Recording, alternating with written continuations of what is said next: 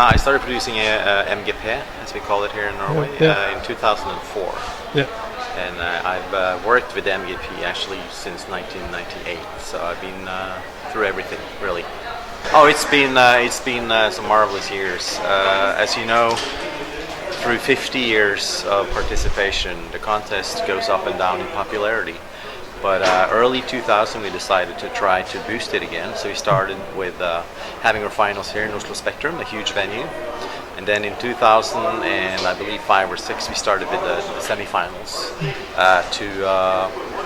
to increase the awareness of the songs. It's good for the artists and the songwriters to have their songs published or shown on TV more than once. You know, we want the songs to have a long life after MGP as well. And after we started with that, we slowly started building up, getting better and better songwriters, people that actually do this for a living, better and better artists. I think the lineup we have this year is actually bigger than we've had so far. Yeah, the best one, you say? I think so. Yeah. How come? Because I think I think we through the years have had some amazing songs, but this year we've actually been able to add a lot of known artists as well, people that are on top of their careers right now. You know, people that don't really need MGP for anything. It's just a fun place to be, fun place to show their songs, fun place to perform, and also reach a lot of people. And there's some limited chances to do that on television these days. In most shows, you have to sing other people's songs over again, and we think that a show that can actually promote new written music, original music for the first time on TV is a big deal, and I know a lot of artists love that. And the feedback that we get says that the level we're on right now attracts better artists, better songwriters.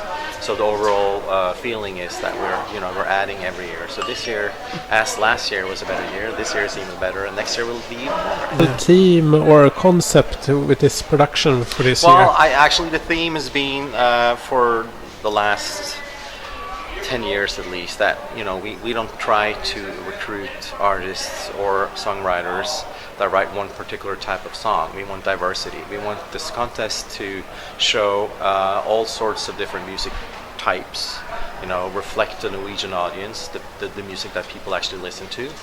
We invite all types of artists. This year we have bluegrass, we have rock, we have pop songs, we have disco, we have everything.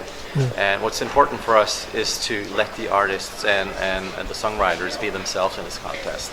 We don't want them to try to fit in any way. We want them to be the way they would have been if they released this song to radio or any concert or anything else. And I think that's what's strong with this concept. We're trying to stay away from stereotypes.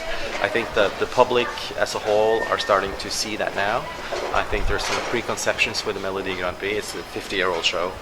But I think also this year you can tell that they're genuine artists doing their thing. They're not trying to be an MGP artist. They're just trying to be themselves.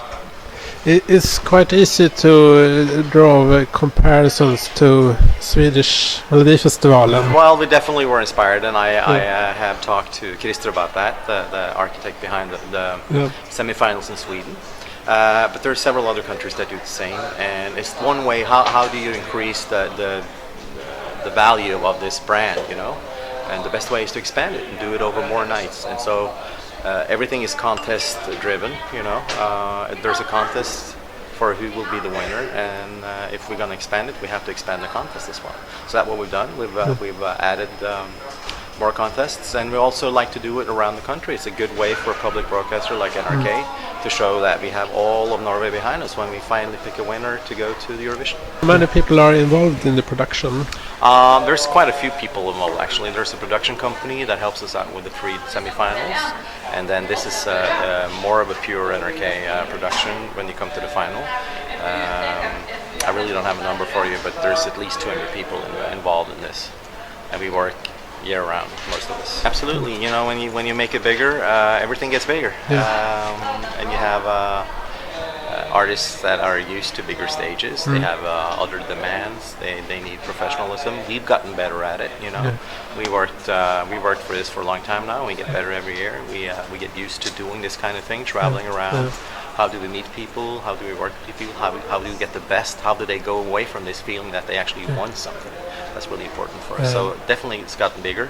And so there's so many favorites. And every new Saturday, when you see him on stage and you see how they perform the show, you get a new favorite and favorites. So I listen to this music quite a lot, and I have a lot of fond memories. But I think that the number one moment must be jumping in the behind Alexander on the stage in Moscow. I guess. So, well, but also maybe it's a lot of things that can go wrong with a production like this. Do you have the most horrible moments or the worst blooper? No, I think the most stress during the live performance is if something happens to the voting. Yeah.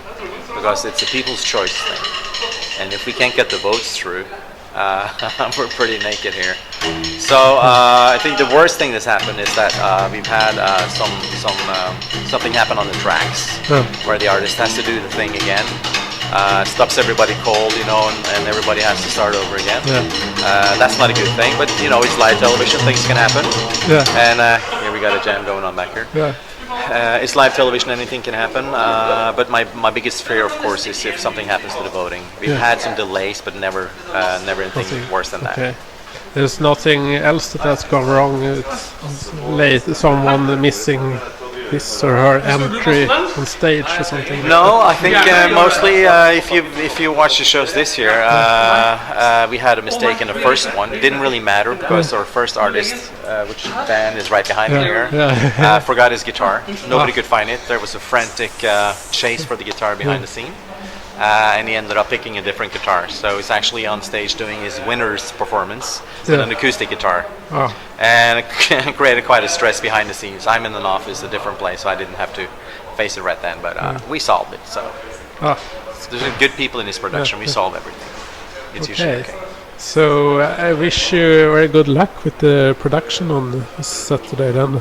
Thank you. And we hope this will be a success for Norway. I hope so too, and I think your viewers will have a really, really good time. There's some extremely strong songs in this competition. Certainly looks like it's that. It's going to be a good show. Let's say.